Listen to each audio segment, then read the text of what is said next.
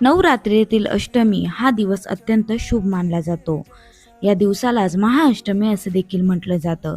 पण हा दिवस इतका महत्त्वाचा का आहे? चला जाणून घेऊया.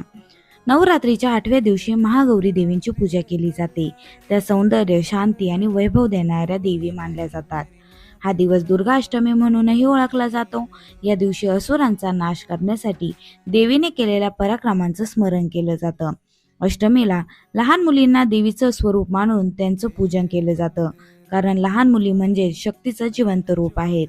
अष्टमीला केलेले जप, होम, हवन आणि देवीचं आवाहन फार फलदायी मानलं जातं. साधकांसाठी हा दिवस सिद्धिप्राप्तीचा दिवस आहे. अशी मान्यता आहे की अष्टमीला केलेल्या पूजनाने दारिद्र्यता, दुःख, रोग आणि संकट दूर होतात आणि घरात लक्ष्मी व सुख समृद्धी नांदते. म्हणजेच अष्टमी हा दिवस केवळ नवरात्रीतील 8वा दिवस नसून देवीची सर्वोच्च कृपा मिळवण्याचा दिवस आहे.